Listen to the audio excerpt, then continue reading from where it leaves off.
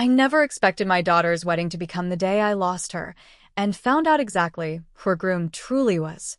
Because when he shoved me in front of everyone and laughed in my face, I didn't react. Not because I was weak, but because he had no idea who he was dealing with. By the end of the night, that same arrogant groom would be pale, shaking, and begging, because one secret changed everything. If you've ever been disrespected by someone who thought they were above you, hit that like button. And if you love stories where karma arrives dressed in a tuxedo and kicks open the door, subscribe to Betrayed Narratives for more deeply satisfying revenge tales. Now, let me take you back to the day my daughter got married. The day everything shattered. I had already been on my feet for 16 hours that day. I'm not a rich man, and I'm not the kind of father who shows affection easily, but I've always tried to be there for my daughter, Emma. She's my only child, my heartbeat. So when she told me she was getting married, I swallowed my worries and tried to support her.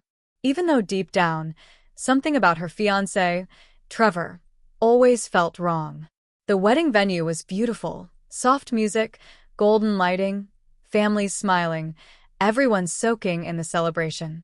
But I felt like a stranger in my own child's life. Emma barely looked me in the eye. Not a hug, not a "thank you for everything, Dad." Just a cold, distracted nod before running off to her bridal party. Maybe she was nervous. Maybe I was overthinking. That's what I told myself, right until the moment everything snapped. The reception was in full swing, glasses clinking, laughter echoing, Trevor already drinking too much for someone who hadn't even cut the cake yet. While I was walking past the bar, he suddenly grabbed my arm.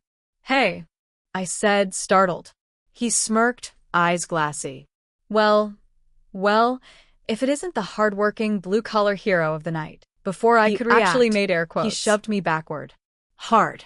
I stumbled, nearly falling, and a few guests gasped. Trevor raised his glass and laughed loudly. "Careful, old man. Don't want you breaking a hip at my wedding." I felt my face burn, humiliation, anger, disbelief all crashing at once.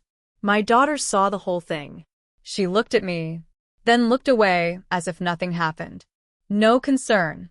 No anger. Nothing. That hurt more than the shove. Inside, something cracked.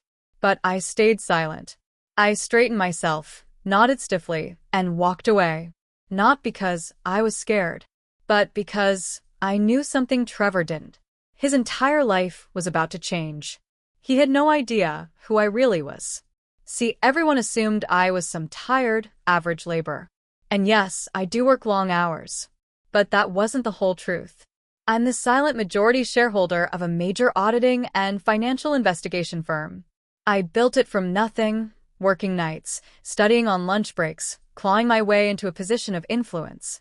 I don't flaunt it. I don't brag. Even Emma never cared to ask. And Trevor? He had no clue that I personally knew a lot about him. Because 3 days before the wedding, one of my employees flagged something odd. A company we were auditing had a suspicious consultant, helping them move money around. That consultant? Trevor. But I kept quiet. I needed to see what my daughter really knew, and who Trevor really was. And the wedding gave me all the answers I didn't want. The more he drank, the louder he got. He bragged about money he didn't have. He made snide remarks about my clothes, my job, even my age. At one point, he leaned toward his groomsmen and said, not quietly at all, "I'm telling you, once Emma gets her inheritance, life will get so much easier." Inheritance. From me. A man he just shoved to the floor. I clenched my jaw. My palms were sweating. But I waited. Things changed Because immediately the after real dessert. show was about to start. Trevor was pulled aside by a tall, well-dressed man in a navy suit, one of my senior investigators. He didn't know I sent him. He didn't even know who the man was. I watched from a distance as Trevor's cocky smile slowly faded. His posture stiffened. He swallowed hard. The investigator quietly handed him a sealed envelope. Trevor opened it, and his face drained of all color. Inside were documents, bank transfers, ledgers, emails, all linked to a financial misconduct scheme worth over $600,000. Money laundering, fraud, tax evasion. with his name stamped everywhere. My investigator leaned closer and whispered something. I knew exactly what he said because I told him the line myself. Your father-in-law wants to make sure you understand the consequences before he decides whether to press charges. Trevor turned slowly, eyes wide, searching the room until he found me. And when he did, he froze. For the first time ever, he saw me. Not the tired dad he mocked, not the man he shoved, but the person who could dismantle his entire life with one signature. He stumbled toward me, shaking. Sir, Mr. Carson, I didn't know. I swear. I put up a hand. I know you didn't. He opened his mouth like he wanted to explain, but no sound came out. He finally understood who he had humiliated, and what that meant. I walked outside, needing air. Trevor followed behind me like a terrified puppy.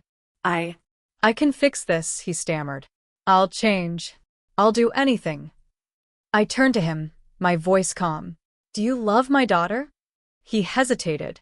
That was my answer. I thought so, I said. Which is why this ends tonight. I gave him 2 options. Option 1. I press charges immediately.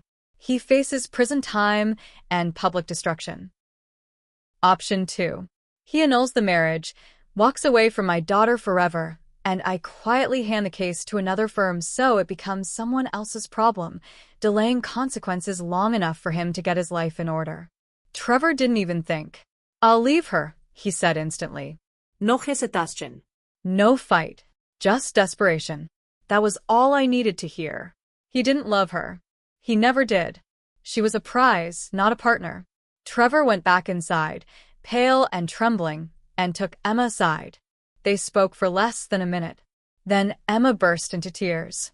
Not soft, sad tears, but angry, frustrated sobbing. She slapped him. Twice. Then ran out of the venue. Trevor left the wedding quietly, humiliated, his life already falling apart. Guests were confused. Rumors started spreading. And me? I stood alone in a corner, my heart heavy. I didn't feel victorious. Not yet. Because my daughter still didn't look at me the way she used to. 2 days later, Emma came to my house. Her voice was shaky. Dad, why didn't you tell me who you really are? What you really do? I sighed. Because who I am doesn't matter. Who he was mattered more. She wiped her eyes. I'm sorry for not defending you. I'm sorry I ignored everything. I just wanted to believe he loved me. I nodded. I know. But love doesn't hide crimes. And it doesn't humiliate your family. She hugged me. The first hug in years. Thank you, she whispered. And for the first time since the wedding, I felt something loosen inside me. A small piece of peace. As for Trevor, within months, the truth eventually caught up with him anyway. He lost his job. Lost his reputation. And last I heard, he was being investigated again. Karma didn't forget. I simply gave it a little push. Trevor thought he humiliated me. But humiliation was the least of his worries. Because nothing hits harder than the moment a bully realizes the person they underestimated holds the power to rewrite their entire fate.